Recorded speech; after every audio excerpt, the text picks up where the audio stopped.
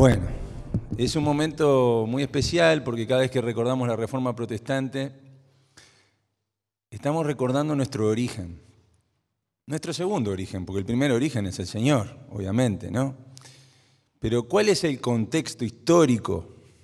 ¿Cuál es el contexto histórico que nos trae hoy acá a hablar de esto? Y lamentablemente les tengo que decir que no dista mucho de lo que estamos viviendo hoy. No dista mucho de lo que estamos viviendo hoy. Hoy estamos viviendo un momento de gran apostasía dentro de la iglesia, hermanos. Terrible. Incluso de herejías y teologías espantosas que están invadiendo la iglesia. Así que sumergirnos en la Reforma Protestante, ir a la fuente del Evangelio, como se definía en esa época, en el Renacimiento, ad fontes, que en latín quiere decir volver a las fuentes, es algo muy sano, hermanos, ¿sí? Recordar esta reforma es recordar también a valientes hombres y mujeres como nosotros, personas, pecadores, redimidos, que entendieron verdaderamente dónde estaba la esencia del mensaje del Evangelio, ¿sí? Y que rescataron la palabra de Dios. Me voy a traer la palabra para acá porque la dejé abajo, no puede ser. Acá está la palabra, hermanos. Por esto estamos acá, ¿sí? La palabra de Dios tiene que estar arriba, ¿sí? Centrada en nuestras iglesias. Amén. Y por esto fue la lucha de estos hermanos, ¿sí? Para volver a las fuentes de nuestra fe. Bueno, pero ¿cuál era ese contexto? Primero recordar que el plan de Dios para los hombres se ha cumplido en Jesucristo absolutamente. Ya está cumplido. Y recordar, hermanos, y poner en nuestro corazón este concepto en nuestra mente. Nada ni nadie en el cielo o en la tierra puede frenar el avance de la iglesia de Cristo. Nada, absolutamente nada. Podrán perseguirnos, podrán condenarnos, podrán quitarnos trabajo, podrán matarnos, pero la iglesia de Cristo no se puede frenar. Y este mensaje es para aquellos que están pensando en perseguir a los cristianos, que no van a triunfar, porque la iglesia ya triunfó. Pero el triunfo de la iglesia es el triunfo de Jesucristo, no el de nosotros. Es Él que nos hace triunfadores. Gloria a Dios. Vamos a leer este pasaje, vamos a tener muchos pasajes para leer. Es un sermón que va a bucear un poco en la teología de la Reforma, ¿sí? Porque hoy vamos a meternos, más que en el contexto histórico, acá el hermano Legarra hizo una exposición de las últimas que hizo sobre la Reforma que fue brillante. Yo no me puedo aproximar a lo que él hizo porque no tengo esa capacidad, pero fue maravilloso y yo lo disfruté mucho. Pero vamos a hacer un contexto mínimo y luego nos vamos a meter en la parte sustanciosa que tiene que ver con las 5 solas, que son los principios y pilares de la Reforma. Vamos a leer este pasaje en Juan 14, 15 al 31, que habla de cómo el Señor nos sostiene, ¿sí? Y de qué forma nos sostiene si somos fieles a su palabra. Y dice así, en el primer versículo 15 dice, si me amáis, guardad mis mandamientos. Si me amáis, guardad mis mandamientos. ¿Qué mandamientos? ¿A qué se está refiriendo? A la Escritura, hermanos, a la palabra. Y yo rogaré al Padre, intercesión de Jesús, y os dará otro consolador para que esté con vosotros para siempre. El Espíritu Santo. Los reformadores sabían esto. Sabían que ellos estaban buscando guardar la palabra, pero que el Espíritu Santo los estaba protegiendo y guiando en esta tarea tremenda. El Espíritu de verdad al cual el mundo no puede recibir porque no le ve ni le conoce, pero vosotros le conocéis porque mora en vosotros y estará en vosotros. Amén. No os dejaré huérfanos, vendré a vosotros. Promesa cumplida. El que tiene mis mandamientos, Biblia, Escritura, y los guarda, este es el que me ama. Y el que me ama será amado por mi Padre. Amén. Y yo le amaré y me manifestaré a él. Estos pasajes, hermanos, afirman cómo el Señor relaciona la fidelidad a su palabra con la pertenencia al verdadero pueblo de Dios. El contexto que vamos a describir es el del cristianismo europeo corrompido, absolutamente corrompido. ¿Sí? El de esa época. Fines de la Edad Media, ¿sí? También durante la Edad Media alta podría haber pasado, y sobre el Renacimiento también. Pero miren que esta realidad no dista mucho de lo que está pasando hoy en Europa. ¿Sí? Estamos viendo un desastre en el mundo donde la gente ya ha perdido el respeto por la vida incluso. Así que esto está vigente, hermanos, todo lo que vamos a decir hoy está vigente. La reforma está viva. Una iglesia católica romana que había secuestrado literalmente la Biblia, ¿sí? La Biblia estaba encadenada, la Biblia estaba secuestrada, la Biblia estaba oculta, lejos de la gente. Metodológicamente se instrumentó un sistema que aislaba a la gente de la palabra de Dios. Un sistema salvífico basado en obras, no permitiendo el acceso del pueblo de Dios a sus verdades. Y la misión central de los reformadores fue esta, fue recuperar la palabra de Dios para el pueblo de Dios y para toda la humanidad. Devolver la Biblia al pueblo. Hay una frase muy común, hermanos, que habrán escuchado alguna vez, sobre todo los que tenemos algún añito más, que dice que todos los caminos llevan a Roma. Todos los caminos llevan a Roma. Bueno, esa era la realidad de esos tiempos, ¿sí? Todos los caminos conectaban en Roma, pero literalmente, espiritualmente, económicamente y socialmente, todos los caminos llevaban a Roma. O sea, había un control total de la Iglesia Católica Romana sobre todos los reinos. Y vamos a ver el efecto que eso generó también en Europa rápidamente. ¿Sí? Esto se desarrolló durante la Edad Media, volvemos a decir, y comienzo el Renacimiento. Estamos en los años 1400, promediando, y 1500. En lo espiritual, la Iglesia usaba el argumento de Mateo 16, 18, malinterpretando el pasaje, ¿no? Tú eres Pedro, sobre esta roca edificaré mi iglesia. Así Pedro fue nombrado primer papa. Pero pobre Pedro, ¿no? Tener que asumir esa responsabilidad. ¿A quién se le ocurrió nombrar a Pedro primer papa? Ya lo vamos a ver. Y la interpretación era que el papa tenía la misma autoridad, una autoridad universal. Universal. Y así Roma controlaba la vida europea en todos los aspectos. Los sacerdotes católicos administraban los sacramentos, ¿sí? Sacramentos que pesaban en la gracia salvífica. O sea, todas esas obras sacramentales tenían que ver con la salvación de las personas. Y si las personas no participaban de esas obras, no podían salvarse. ¿Dónde está eso en el Evangelio, en la Biblia? No sé. Fue un invento. Y todavía, increíblemente, estas cosas se siguen sosteniendo en algunos lugares, ¿no? Ejemplo, el bautismo del niño. ¿Ah? El niño nacía y limpiaba el pecado original, y de esa forma el niño al bautizarse, bautismo de niños, el niño era introducido en el catolicismo romano. Por lo tanto, nadie podía ir al cielo sin tener a la Iglesia Católica como madre y al Papa como Santo Padre. Dios mío. Del bautismo a la extrema unción, todo, absolutamente todo, dependía de la Iglesia. La Iglesia regulaba el vínculo con Dios.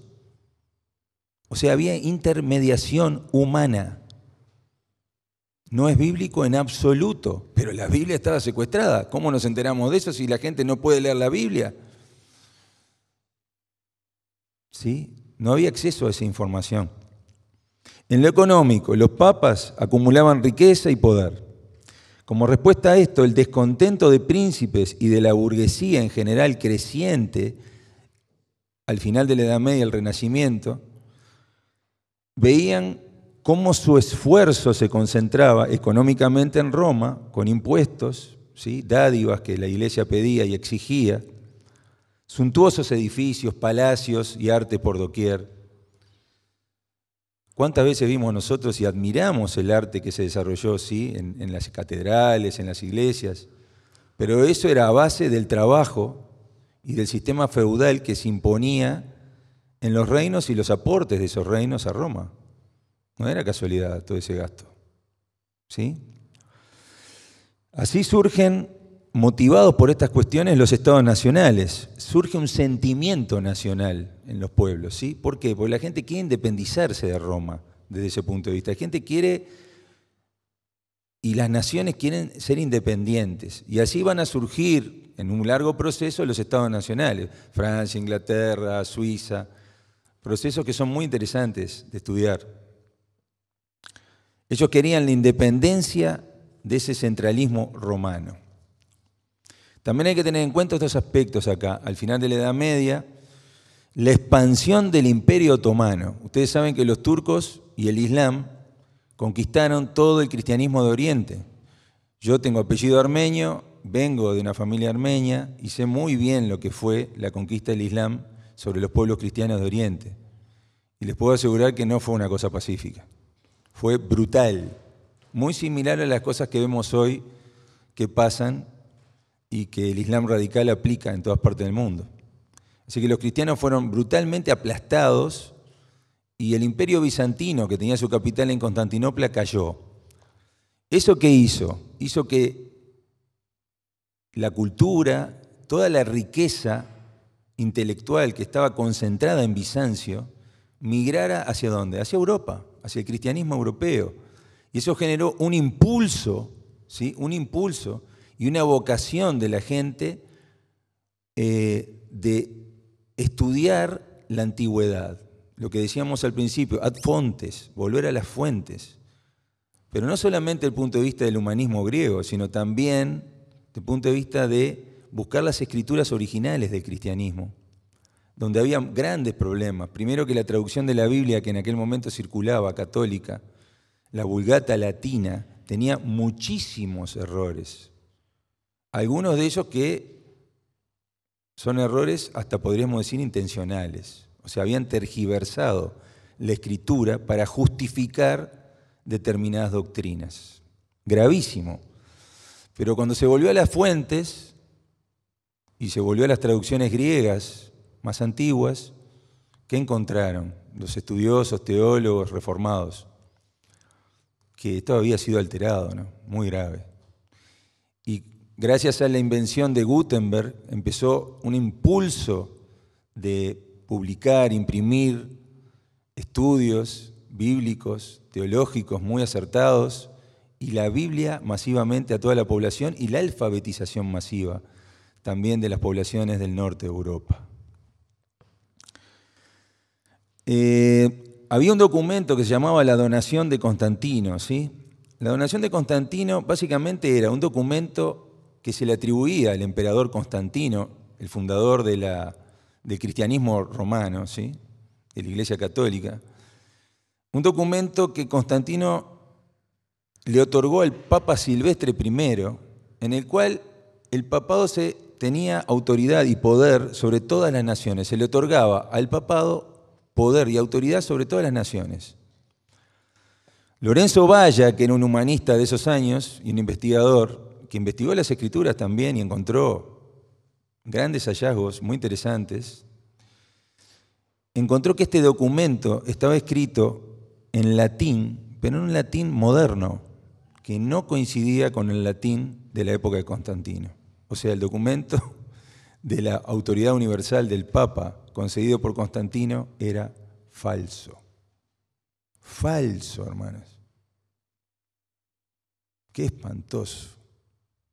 ¿Y querían que la gente no protestara? Era imposible frenar la reforma protestante, era imposible. Imposible. En lo social, la falta de movilidad social. Estamos en el feudalismo, ¿sí? El señor feudal era inamovible y los vasallos que trabajaban para él nacían y morían en ese oficio. O sea, el que nacía agricultor, moría agricultor. ¿Sus hijos iban a ser agricultores? Sí. ¿Sus nietos iban a ser agricultores? Sí. Y el señor feudal iba a seguir estando ahí. Y este sistema había sido ideado porque los reyes no podían proteger todo su territorio, entonces derivaban a diferentes señores feudales la protección de determinados territorios con la gente que estaba dentro, obviamente, que se transformaban en sus vasallos. O sea, no había movilidad social. Eso generó inquietud también, hermanos, porque la gente estaba atrapada en ese sistema. Incluso señores feudales eran los obispos de la Iglesia Católica también, que tenían tierras. Imagínense el descontento que empezó a nacer.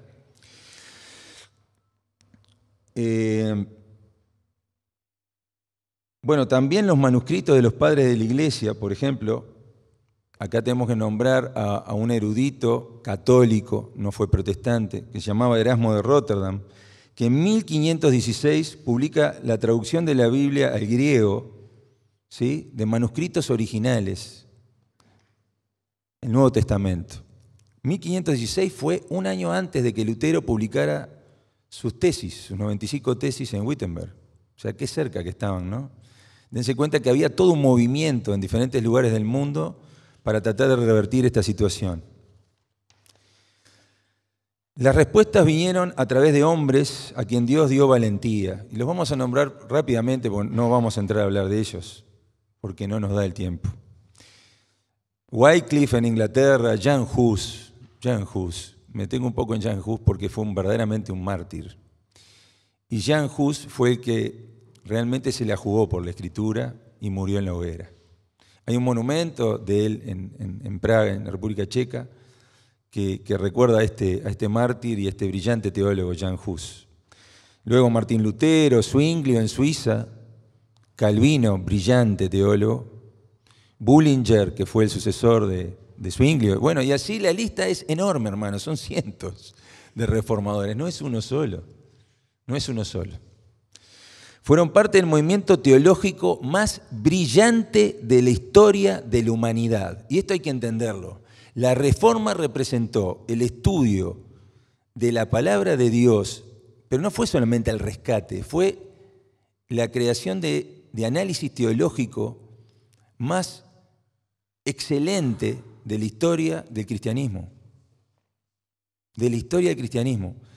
Y a ese movimiento le debemos hoy estar reunidos aquí, hermanos. Somos evangélicos, pero porque el origen fue ese. El origen fue, y ese impulso. Y ellos pusieron como condición central de su teología la centralidad bíblica. La centralidad bíblica es el pilar de las iglesias bautistas, de todas las iglesias bautistas, el pilar, la centralidad de la palabra de Dios. Martín Lutero, un monje agustiniano, ¿sí?, de la orden San Agustín, o sea, se estaría interiorizado, ¿no?, sobre la Biblia, sobre la escolástica, sobre el estudio de los manuscritos antiguos. En desacuerdo con el sistema de indulgencias, todos sabemos lo que son las indulgencias, habemos escuchado alguna vez una definición sobre eso, pero era un sistema por el cual la gente compraba su salvación y evitaba ir al purgatorio. El purgatorio que, no sé, es un tercer lugar, parece que puede ir la gente ahí eventualmente si fallece, ¿no? Y ahí quedaba la gente en el purgatorio y si no tenía recursos económicos para pagar y comprar indulgencia no podía salir de ahí y la gente se desesperaba porque el alma de su familiar no podía salir de ese lugar. Locura, no hay otra definición. Nada, absolutamente nada que ver con el mensaje bíblico. Pero esa era la realidad. Y Lutero se levantó contra eso y publicó sus 95 tesis. La comprensión de Lutero del cristianismo, de este monje, estaba cambiando. Y eso fue un proceso que duró más o menos 2 años después de la publicación de sus 95 tesis.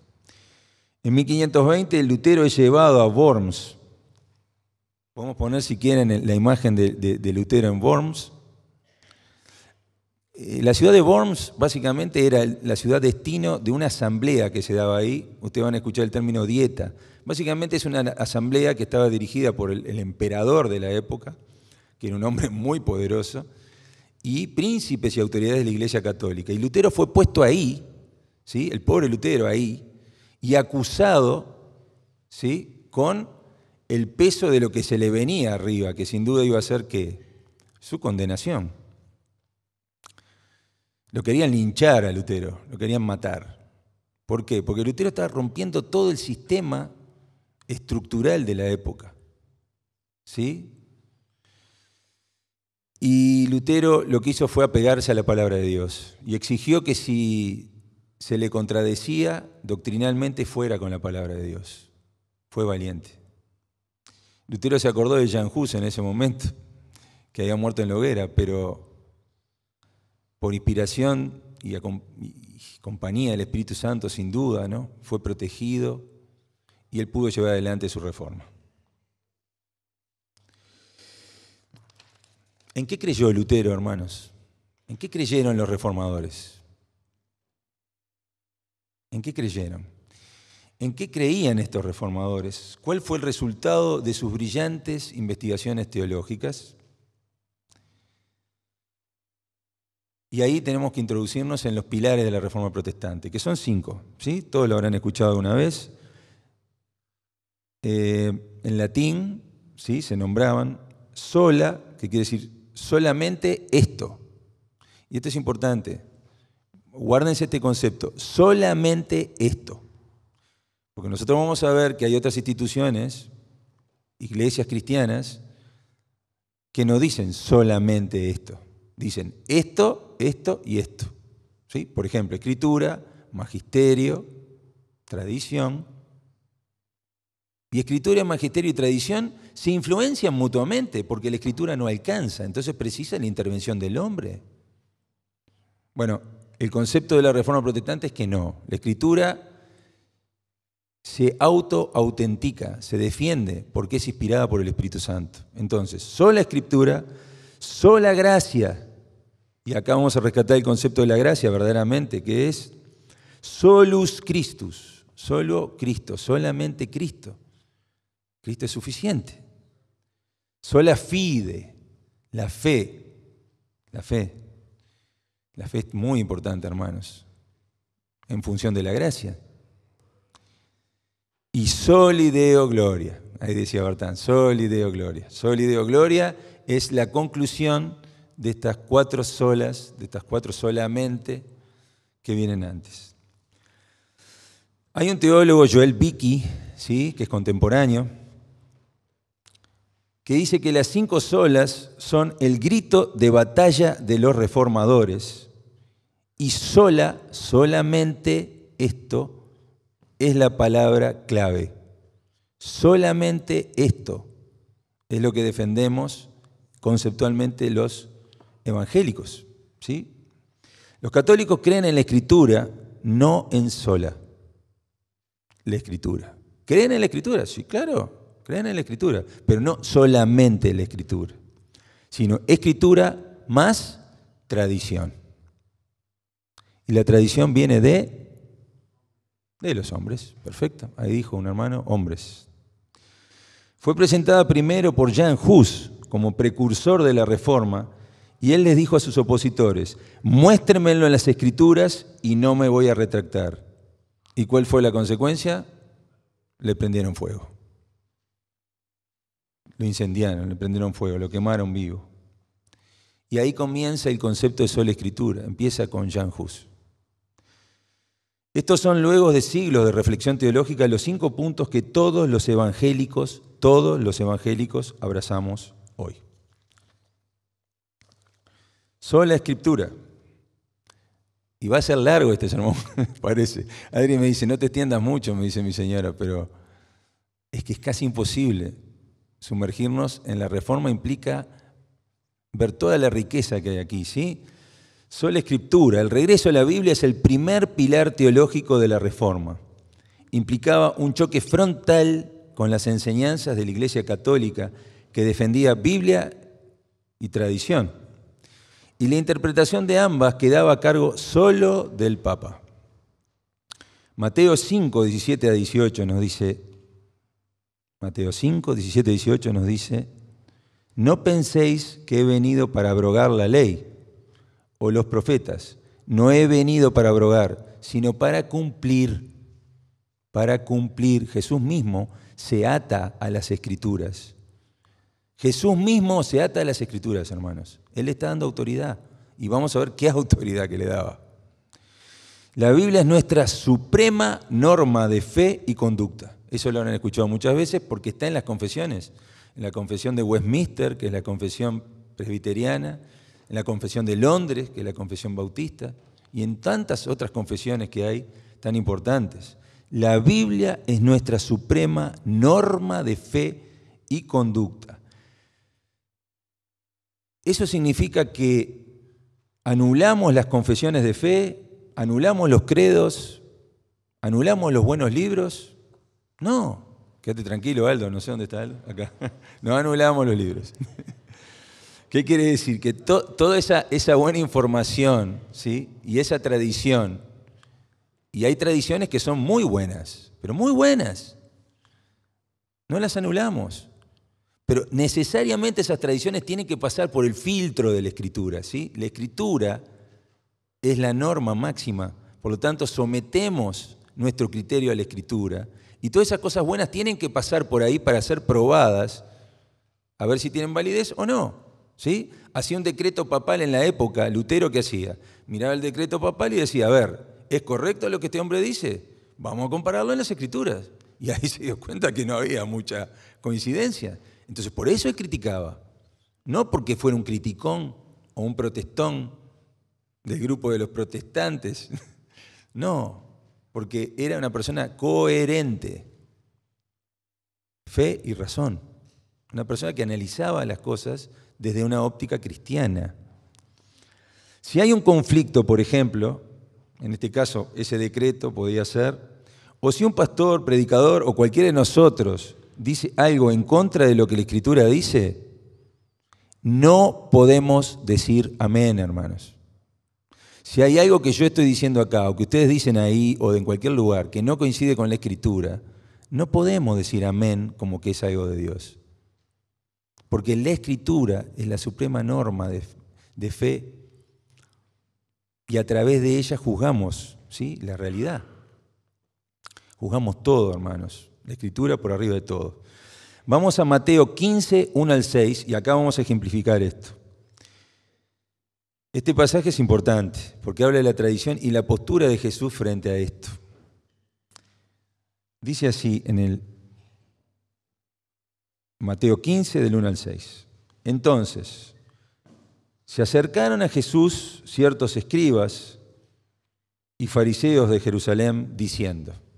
Esto era algo bastante común. Cuando se acercaban a Jesús, ay, agárrense, por favor, porque ya vienen las críticas, viene el palo. ¿Por qué tus discípulos quebrantan la tradición de los ancianos? Le dijeron a Jesús. ¿Por qué no se lavan las manos cuando comen pan? Es un buen hábito lavarse las manos, ¿no? Cuando comemos pan, por supuesto. No es una mala tradición. Pero aquí ellos están haciendo referencia a la tradición de ellos, que estaba incluida en la Misná, que era la tradición hebrea de esos tiempos y que había una tendencia a poner esa tradición por arriba de la palabra. Respondiendo él les dijo, ¿por qué también vosotros quebrantáis el mandamiento de Dios por vuestra tradición? Ahí les contestó Jesús, Dios mismo. Porque Dios mandó diciendo, honra a tu padre y a tu madre. Y el que maldiga al padre o a la madre, muera irremisiblemente. O sea, Jesús acá pone a la palabra de Dios, la está empezando a colocar por arriba de la tradición de ellos, ¿sí? Pero vosotros decís, cualquiera que diga a su padre o a su madre, es mi ofrenda a Dios todo aquello con que pudiera ayudarte. Ya no ha de honrar a su padre o a su madre. Así habéis invalidado el mandamiento de Dios por vuestra tradición. ¿Qué era lo que estaba pasando acá? Hay un concepto que en hebreo se llama corbán, y el corbán básicamente era la ofrenda que se hacía a la sinagoga, ¿sí?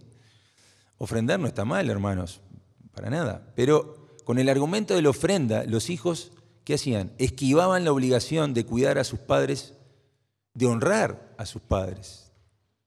¿sí? Era como una especie de chicanita que hacían, ¿sí? Pero que estaba justificada en la Misná y que los maestros de la ley aprobaban. O sea, tradición por arriba de la palabra. Parece que se sigue repitiendo lo mismo en la historia, hasta hoy en día.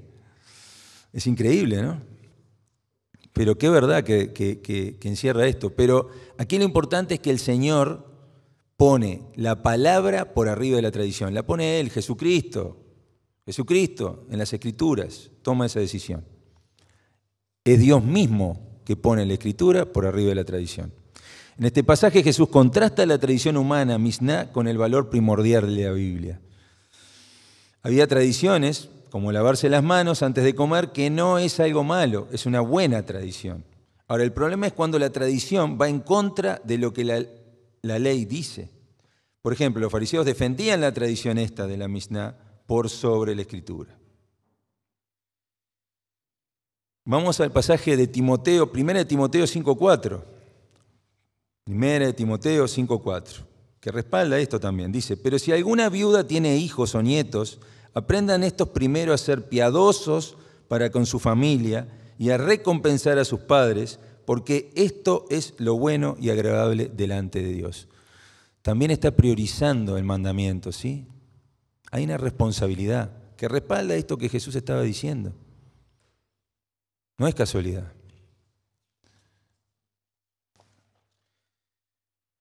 Entre el conflicto entre la Misná y la palabra de Dios, nuestro Señor Jesucristo decide que la autoridad está en la Biblia. La autoridad está en la palabra. ¿Es malo lavarse las manos? ¿Es malo ofrendar a Dios? No, para nada. No es malo. Hay tradiciones que son buenas.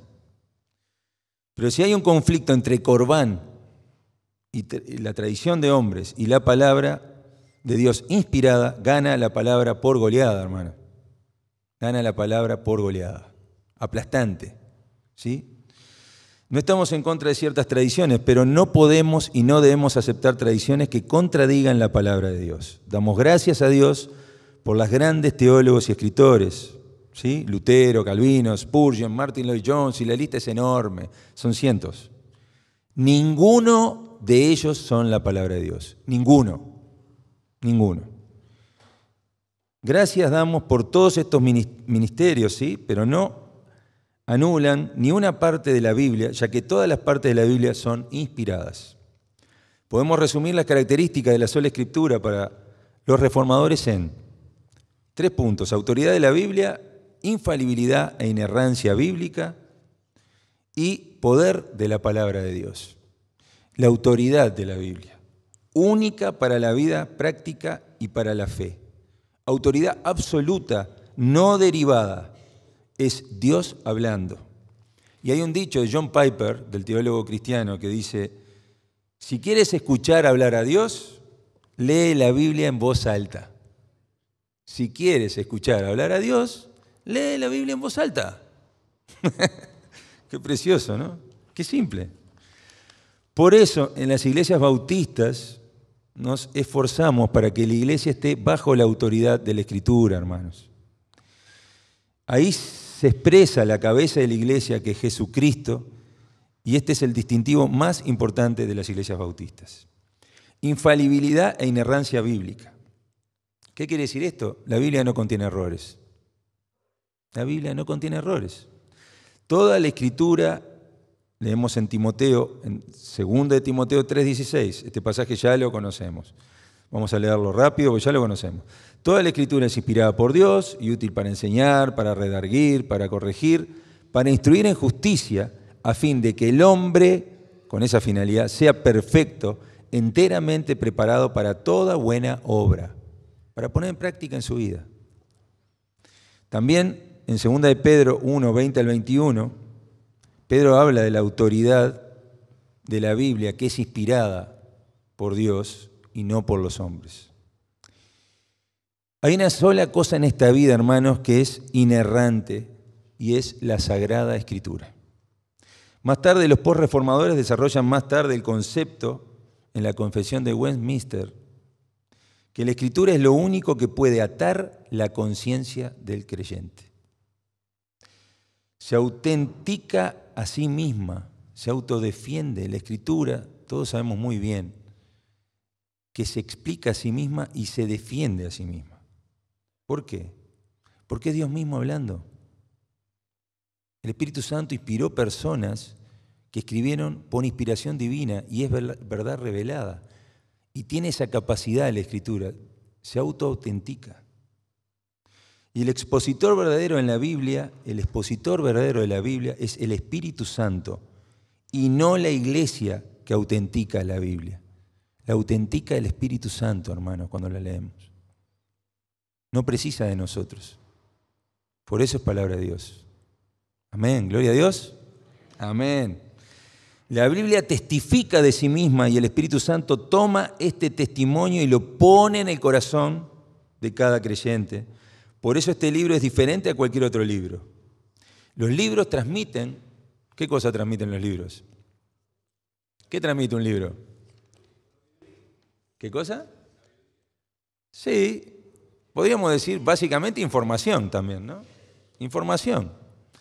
Formación, claro. Pero solamente hay un libro que es capaz de reformar a la persona y convertir a la persona. Y es la palabra de Dios. Es único. La Biblia es única, hermanos, absolutamente única. Y en tercer lugar, decíamos, el poder de la palabra de Dios.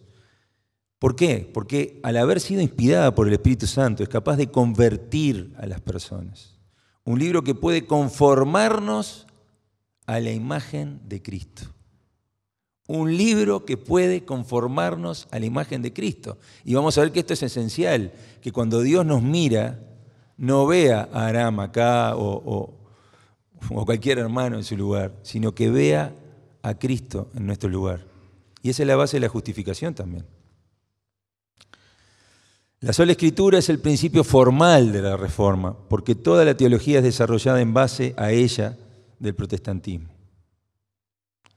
Cuando Lutero enfrenta al emperador, niega a retractarse, a no ser que sea convencido a través de las Escrituras. Lutero estaba convencido de esto, hermanos, y dispuesto a dar la vida. Segundo punto, sola gracia. ¿Sí? Qué precioso, ¿eh? Sola gracia, la gracia de Dios. Qué belleza esto, ¿eh? La gracia de Dios nos emociona. Cuando cantamos Sublime Gracia se nos caen las lágrimas. ¿Por qué pasa eso? Charles Spurgeon, ¿sí? El predicador bautista brillante, el león Charles Spurgeon, que fue un gran predicador del siglo XIX en Inglaterra. Miren qué lindo ejemplo ponía él. Él decía que la gracia era como un manantial de agua que surgía del trono de Dios, ¿sí? Y bajaba hacia nosotros por un canal, un acueducto o una tubería, que era la fe. La gracia de Dios es esa agua viva, misericordiosa, esa decisión que Dios tomó desde la eternidad para salvarnos, es como agua viva para nosotros, que tenemos que tomar todos los días, pero que se conecta con nosotros a través de la fe. Qué precioso ejemplo de Spurgeon, ¿no? La salvación es 100% de Dios, hermanos, es obra de Él. Es 100% obra de Él. Y Dios quiso darla, ¿por qué? Por su misericordia. Desde su santidad, por misericordia. Dios es absolutamente soberano en la gracia. La gracia es de Dios, no es de nosotros. Es de Dios. Por tanto, ninguna iglesia católica romana de la Edad Media ni ninguna era puede administrar esa gracia. Porque viene solamente de Dios. Y no es un invento nuestro, es de Dios. Es un don de Dios. Y es un regalo de Dios. Precioso regalo de Dios. Efesios 1, 4 al 6. Y aquí dice este pasaje que todos conocemos, dice, según nos escogió en Él antes de la fundación del mundo, para que fuésemos santos y sin mancha delante de Él. En amor, habiéndonos predestinado para ser adoptados hijos suyos por medio de Jesucristo, según el puro afecto de su voluntad. Dios es soberano en la gracia. Y Él lo decidió Él. Para alabanza de la gloria de su gracia, continúa, con la cual nos hizo aceptos en el amado. Aceptos en Cristo. Creemos en Él, llegamos a Dios. En quien tenemos redención por su sangre, el perdón de los pecados según las riquezas de su gracia. Qué precioso mensaje, hermanos. Dios nos escogió en Cristo antes de la fundación del mundo y nos enseña que la salvación es por gracia de Dios y por su voluntad. Y por lo tanto no es un mérito humano. Y este fue el conflicto que Lutero tuvo que superar en la época. Imagínense oponerse al leer la palabra de Dios. Los reformadores no pudieron aguantar esto, porque la verdad era tan fuerte que tenían que proclamarla de alguna forma, porque la verdad salía por todos los poros. Pero la Biblia había sido secuestrada, hermanos. Entonces ellos tuvieron que hacer un gran esfuerzo. Romanos 11:6 dice, y si por gracia ya no es por obras. Y si por gracia ya no es por obras. Existe un antagonismo entre gracia y obras. Son cosas diferentes. Pero sí es cierto que una vez salvada, el cristiano se esforzará y tratará de vivir de una forma santa. Santa. Y ahí hará buenas obras. Ahí vienen las obras. ¿Como consecuencia de qué? De la salvación. De la salvación. De la gracia. Es un orden, ¿sí? Tenemos fe en Jesucristo, accedemos a la salvación y luego mostramos, damos testimonio de eso. Vamos a caer, nos vamos a equivocar, somos pecadores, pero nos esforzamos para agradar a Dios. El apóstol Pablo y toda la Biblia sustentan el concepto de que la raíz de la salvación es decisión soberana del Padre. Escogidos antes de la fundación del mundo, arrepentidos para ser santos sin mancha por puro amor a través de Jesucristo. La gracia de Dios es un regalo maravilloso, inigualable, que debe ser pagado también con gratitud. Hermanos, si alguien nos da un regalo que es invalorable, ¿cómo respondemos? Ah, gracias, después lo abro el paquete. Somos malagradecidos los seres humanos, es una tendencia nuestra. Nos olvidamos de lo que hacen bueno por nosotros. Pero ¿en qué lugar nos pararíamos? ¿En el lugar de la ingratitud frente a Dios? ¿Frente a ese regalo? De lo contrario seríamos unos ingratos, mal agradecidos y pasaríamos a ser personas no gratas frente a Dios. Hay un regalo, esa gracia, pero si no somos agradecidos y no somos gratos frente a Dios. Dios es generoso conmigo y por lo tanto yo debo también ser generoso con los demás. Aquí está el concepto de gracia simple, ¿sí? Dios ha sido generoso con la creación. Igualmente la iglesia y nosotros mismos en el mundo tenemos que ser generosos con los demás a través de ese amor que el Señor nos enseña. Esto inspiró a los primeros reformados a fundar esta gracia, ¿sí?, hacia el mundo, a fundar hospitales, orfanatos, centros educativos, universidades. Es el combustible, la gracia, que nos lleva a amar al prójimo, el ser agradecidos por su gracia, manifestada en el sacrificio que Cristo hizo en la cruz y su resurrección triunfal. Así que estar influenciados por la gracia de Dios dignifica a todas las personas. Estar influenciados por la gracia de Dios es una bendición para el mundo, hermanos, para el mundo no creyente. Para el mundo no creyente es una bendición la iglesia. Dios desde la eternidad aplica su gracia salvífica a pecadores, culpables, y está decidido a transformar sus vidas para hacernos similares a Jesús, conforme a la imagen del Hijo, para poder vivir disfrutando junto a Él, glorificándolo para siempre. Y esta gracia es necesaria para todos los días de nuestra vida, para cada momento, ya que nos perdona, A través de esto Dios nos perdona. Nos trae de nuevo a Dios cuando nos equivocamos. Sana nuestro corazón. Esto sana nuestro corazón cuando estamos sufriendo, cuando estamos tristes, preocupados. Nos fortalece en momentos de prueba. Nos fortalece en momentos de prueba. Nos da discernimiento, sabiduría de Dios. Y nos protege del daño de Satanás. Nos protege del daño de Satanás. Solo por la gracia de Dios podemos tener un vínculo con Él. Y en Juan 15, 16, no me elegisteis vosotros a mí, sino que yo os elegí a vosotros. Y os he puesto para que vayáis y llevéis fruto, y vuestro fruto permanezca, para que todo lo que pidiereis al Padre en mi nombre, Él os lo dé. Alabemos, hermanos, a Dios por su gracia soberana. ¿Sí? Amén. Gloria a Dios. Soli Deo gloria. Solus Christus. Vamos por el tercer punto y vamos a apurarnos porque esto es largo. El único mediador. ¿Quién es entre Dios y los hombres?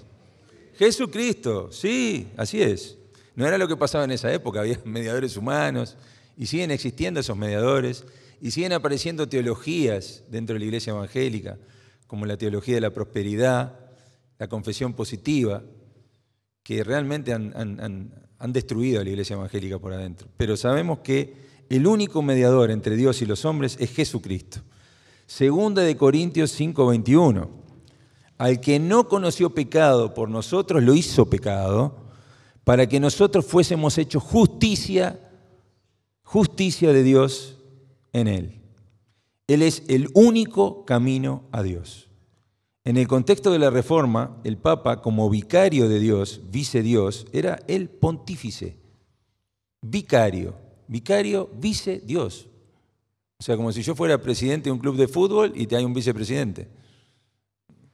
Y el vice-Dios. Qué concepto extraño, ¿no? Y era el pontífice, hacedor de puentes. O sea, se precisaban puentes que un ser humano tenía que construir. Constructor de puentes. Si querías encontrarte con Dios, tenías que pasar por el puente y aparte pagar un peaje. Había que pagar un peaje, que eran las indulgencias. Para evitar, ¿qué cosa? El purgatorio. No es bíblico. Categóricamente no es bíblico. En ese contexto aparece un concepto reformado que es el sacerdocio de los creyentes. Qué importante desarrollar ese concepto, que es uno de los distintivos bautistas más importantes. ¿Qué quiere decir esto? Que el único mediador entre nosotros y Dios es Jesucristo y no hay hombres intermediarios. Y eso nos impulsa y nos da autoridad también como hijos de Dios para llevar su evangelio, hermanos. No es que esto está reservado a monjes, sacerdotes o autoridades episcopales, sino que todo cristiano ejerce el sacerdocio. ¿Sí? Somos parte de esa comisión apostólica. Y esto fue rescatado por los reformadores también, este concepto, que es uno de los pilares de la Iglesia Bautista. Y eso también tuvo un impacto sobre la reforma, sobre la forma de servir del creyente y que todos tenemos la autoridad y la misión para evangelizar y para anunciar el Evangelio de Cristo. La Iglesia Católica enseñaba que era un mix entre la justicia de Cristo y el mérito del creyente, o sea, las obras. No alcanzaba la justicia de Cristo y sabemos que Cristo es totalmente autosuficiente. Solo Cristo, solus Christus. En Hechos 4:12, en ningún otro hay salvación, porque no hay otro hombre bajo el cielo dado a los hombres en que podamos ser salvos. Dios exalta, glorifica a su Hijo y así permite que la salvación sea por medio de Jesucristo. El contexto de este pasaje es la argumentación de Pedro frente a los gobernantes del pueblo y a los ancianos de Israel.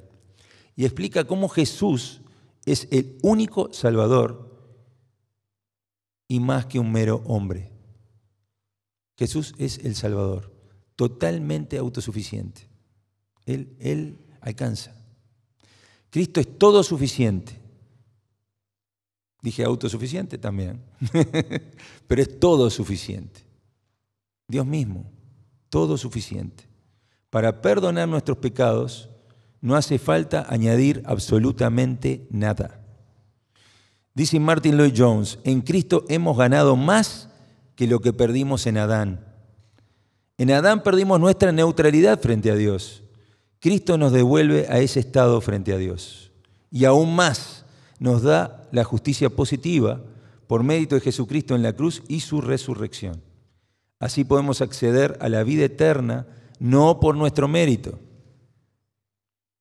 sino por su mérito. Así Jesucristo aboga por nosotros, así estamos en paz con el juez, Jesús ocupa nuestro lugar en la cruz y así podemos ser justificados. Gloria a Dios. En 2 Corintios 5:21 dice, el que no conoció pecado, por nosotros lo hizo pecado, para que nosotros fuésemos hechos justicia de Dios en él. Pero siempre, hermanos, acostumbramos decir que Cristo murió por nuestros pecados. ¿Y no falta algo acá? ¿No les parece que falta algo? Cristo murió por nuestros pecados.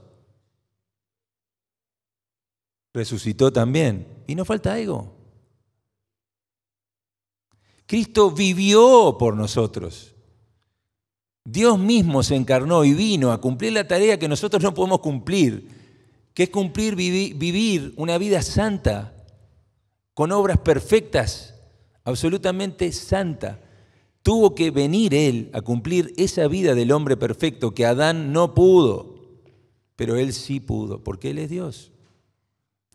Una vida perfecta e inmaculada, sus buenas obras, las de toda su vida terrenal, nos son transferidas a nosotros, ya que nosotros no podemos cumplir, hermanos, con esa vida santa, pero Él lo hizo todo perfecto, permitiéndonos ser perdonados a través de Él. En Jesucristo llegamos a ser justicia de Dios y así Dios nos puede mirar con aprobación. En Juan 14:6 dice, Jesús le dijo, yo soy el camino, la verdad y la vida. Nadie viene al Padre sino por mí. Qué claro, hermano, ¿no? Gloria a Dios. Y finalmente, hermanos, sola fide. Sola fide, solamente por fe.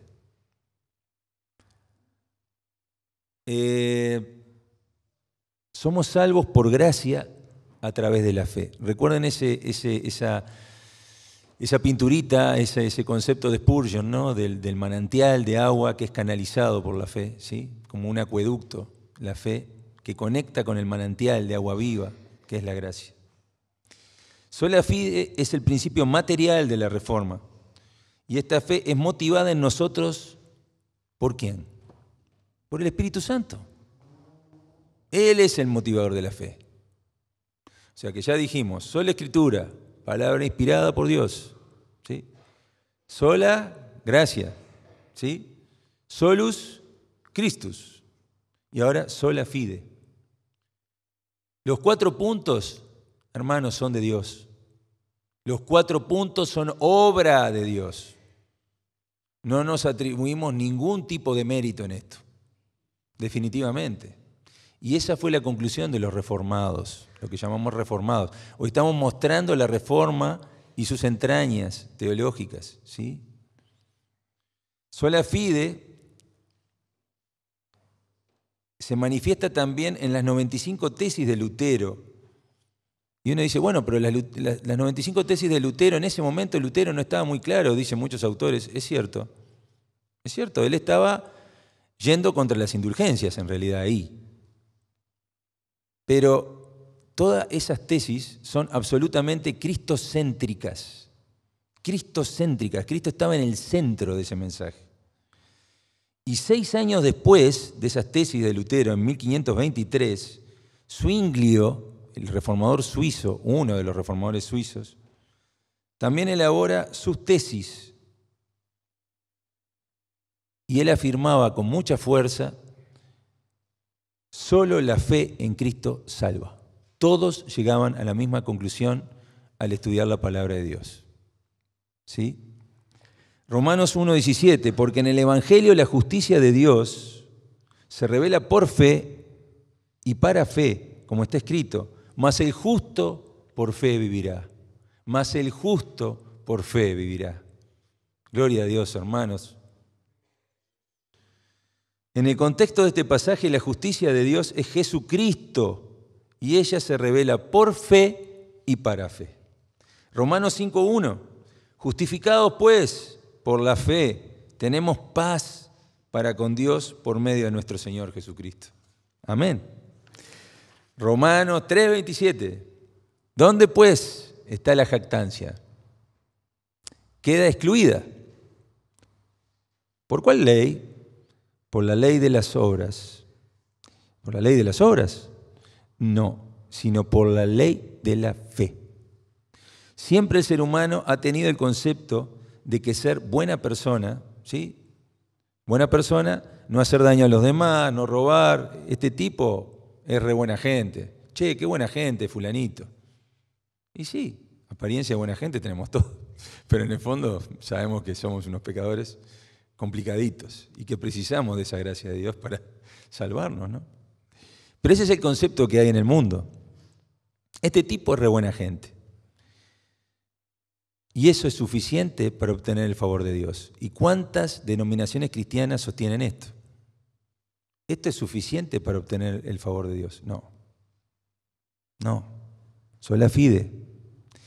Y esta es la jactancia del hombre de hoy. El hombre egocéntrico, que se jacta de sí mismo, que cree que él solo se puede salvar, orgulloso, soberbio. El mundo está así porque el hombre es soberbio, orgulloso. Y la soberbia sabemos de dónde viene, ¿no? Sabemos de dónde viene.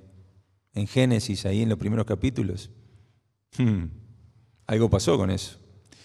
En Juan 6, 28, 29 dice, entonces le dijeron, ¿qué debemos hacer para poner en práctica las obras de Dios? Respondió Jesús y les dijo, esto es la obra de Dios. Esto es la obra de Dios. Que creáis en el que ha enviado. Que creáis en el que ha enviado. Esa es la obra agradable. Si queremos agradar, esa es la obra de Dios, en la que Dios quiere que creamos en su Hijo Jesucristo. Muchas veces podemos hacer buenas obras de fe, incluso orar, nos estamos congregando aquí, estamos orando. Son acciones agradables a Dios, pero ellas, hermanos, no salvan. No salvan. Esto que estamos haciendo no salva. Son obras agradables a Dios, sí, pero eso no salva. La fe tiene que estar puesta en Jesucristo. Él es el único y suficiente Salvador, todo suficiente. Jesús responde en este pasaje, ¿sí?, de Juan, esta es la obra de Dios, que creáis en Jesucristo, que es el enviado por Dios. Esta es la obra gloriosa de Dios, fe en Jesucristo. La fe es motivada por Dios a través del Espíritu Santo y nos vincula con Él directamente a través de la gracia. Se resume así, Jesús es Dios hombre, Él fue crucificado por nuestros pecados y creer en que Él fue resucitado al tercer día. Ahí está el Evangelio, hermanos. Finalmente, Cristo es el único mediador entre Dios y nosotros, pecadores.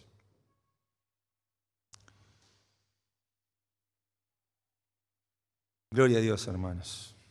Sola fide.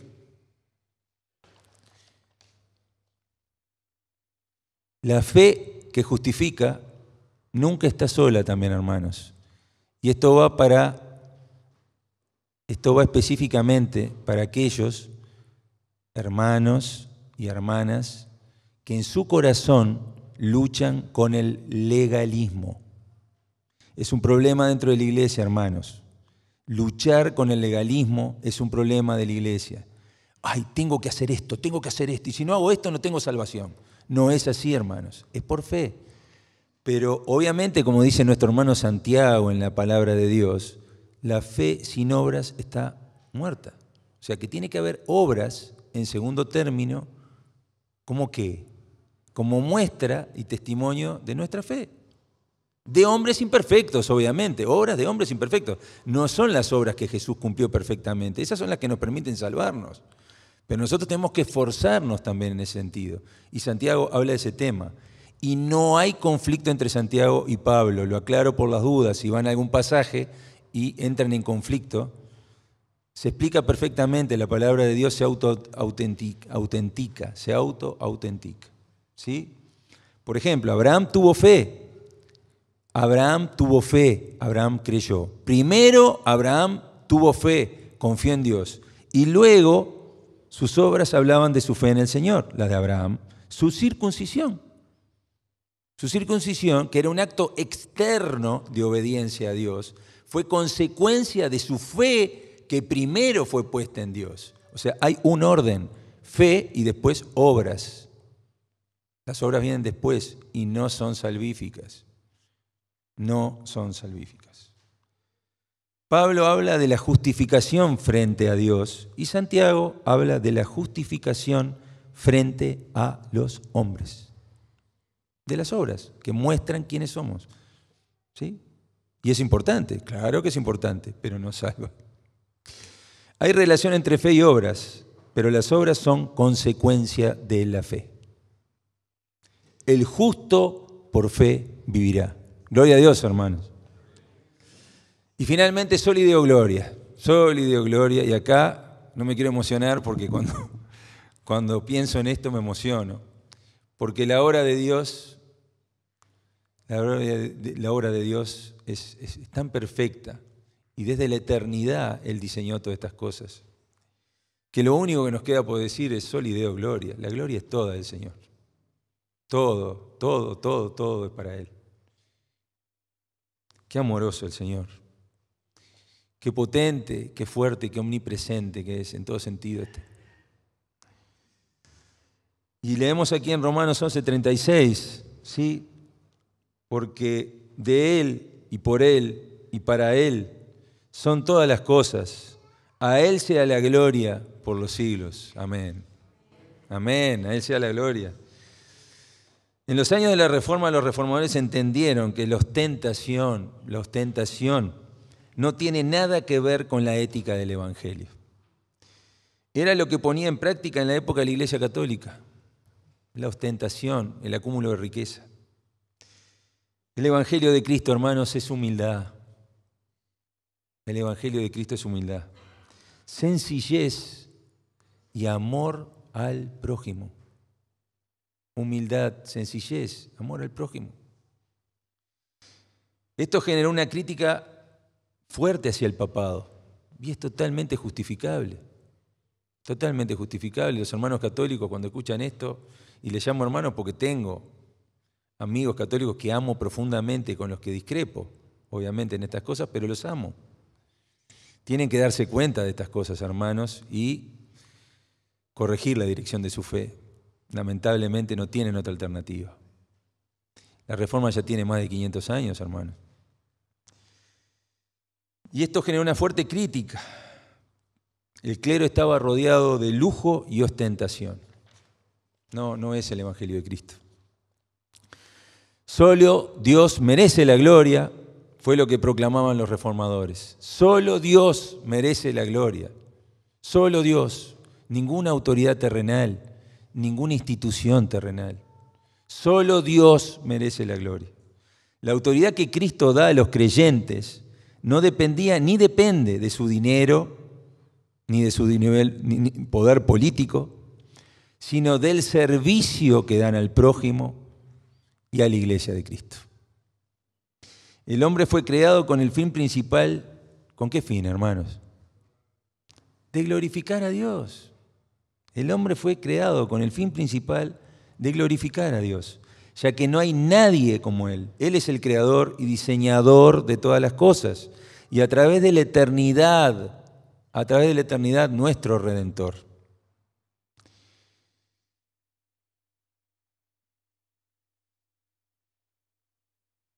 La Escritura inspirada, la gracia de Dios, el darse por nosotros en Jesucristo y la fe motivada por el Espíritu Santo son todas obras de Él.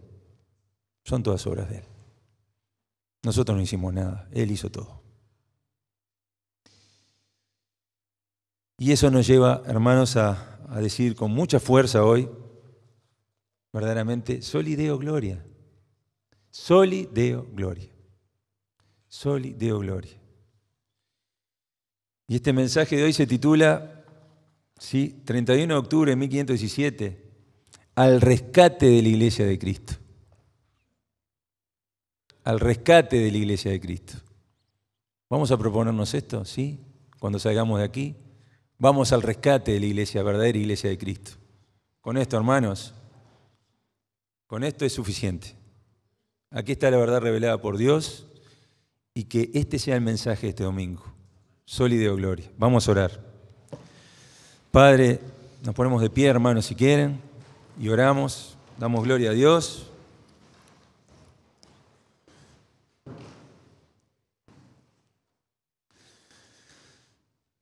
Padre amado, gracias te damos, Señor, porque desde la eternidad planificaste todo, Señor. Todo, Señor.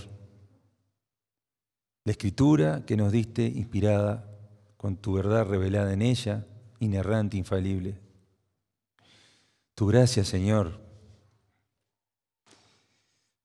que es un manantial, Señor, que nos salva a través de la fe y nos conecta a través de la fe contigo, Señor.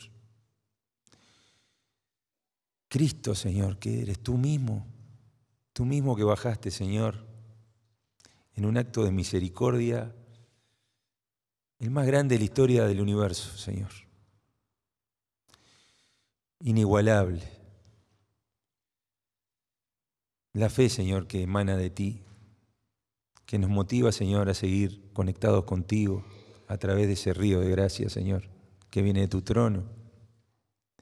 Y finalmente, Señor, reconocemos, Señor, ante ti, nosotros, pecadores, imperfectos, miserables, Señor, que no merecemos tu gracia, pero que tú desde la eternidad has decidido salvarnos, Señor. Te damos gracias por todas estas cosas que son realmente los pilares de nuestras iglesias evangélicas. Y tú mismo, Señor, fundaste la iglesia evangélica. Tu iglesia la fundaste tú. Es tuya, Señor. Somos tuyos y te damos gracias. En nombre de Jesús te damos gracias. Amén. Soli Deo Gloria.